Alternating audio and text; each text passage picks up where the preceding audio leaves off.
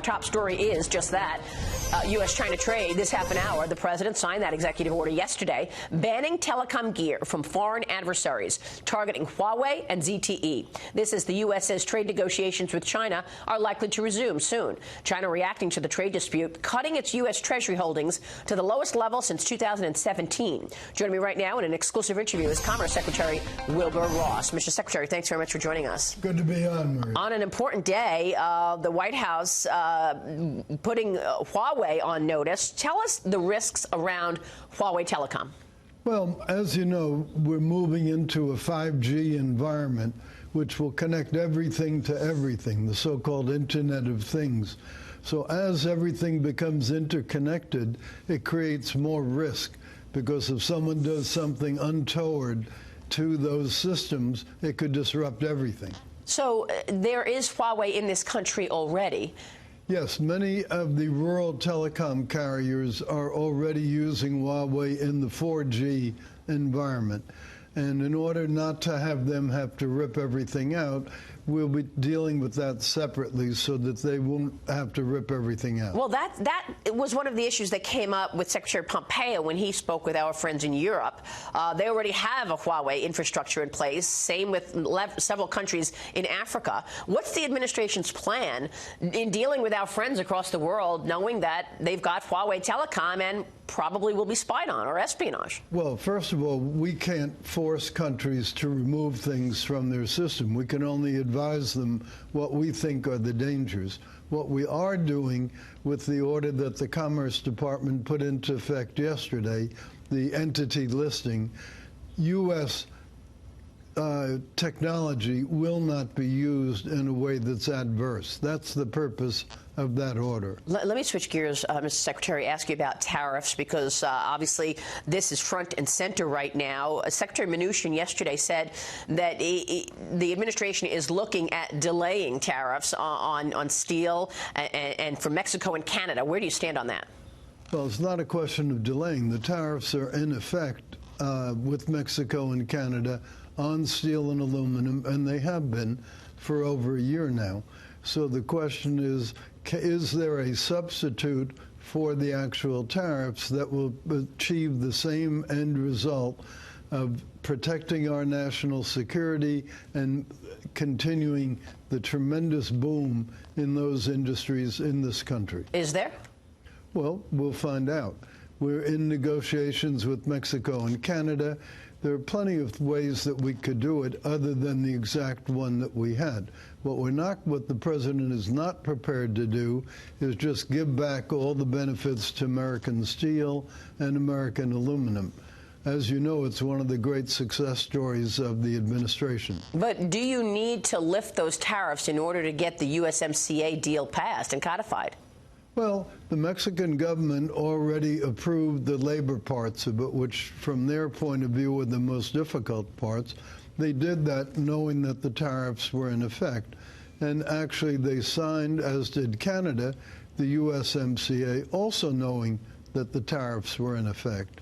So we will be willing to try to accommodate them, provided we achieve a similar end result. There is a deadline coming up in terms of auto tariffs, and this really is targeting Japan and Europe. Are you going to delay those tariffs? Well, the auto tariff decision will be made on the 18th of May, which is over very shortly now. The president can do any of several things. One, he could impose them on some or all of the countries. He could impose a varying amount. He could decide that we've made enough progress in our direct negotiations with the various automakers abroad. He could decide to let those negotiations continue for up to 180 days.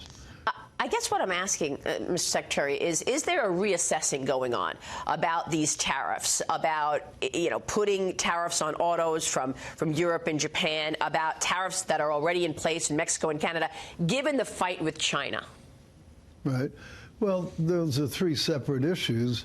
The auto thing is very important because if you look at our trade deficit, about half of it is geographic in nature. That's called China. The other half is a product by nature. That's called automotive. If we don't deal with both China and automotive, we're not going to solve our trade deficit. But it's more than trade, right? I mean, you're talking about national security issues around China. Well, Huawei is a whole different situation. National security is different.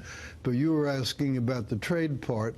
And the trade part has those two main components. I want to ask specifically about these auto tariffs, because we have an economy that's obviously booming, 3.25% growth in the first quarter. A lot of people are worried that these tariffs are going to cut into growth that was implemented as a result of your administration's policies. Well, remember, they were screaming the same thing when we put the steel and aluminum in, and what happened?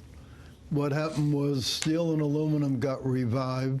Those industries are booming. Steel alone has gotten $13 billion of capital expenditures as a result, and the employment both in steel and aluminum themselves and the downstream industries has gone up. Did not go down, went up.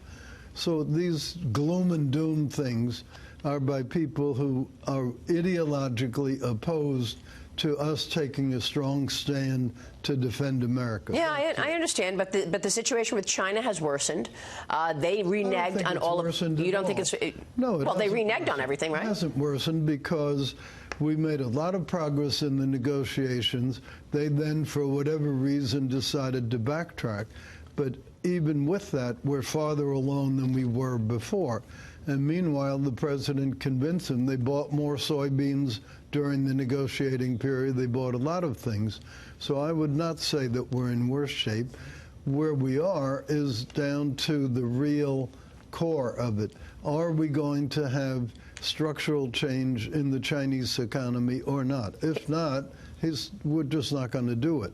It's not enough that they can buy us off with a few more soybeans, a little bit more LNG, a few more Boeing planes. Right. We need structural change. And they would not agree to making it a law, codifying a law, putting it into Chinese law that stealing IP is against the law. They wouldn't make that change. Well, there was a whole series, about 6 big structural changes. That's one set of issues.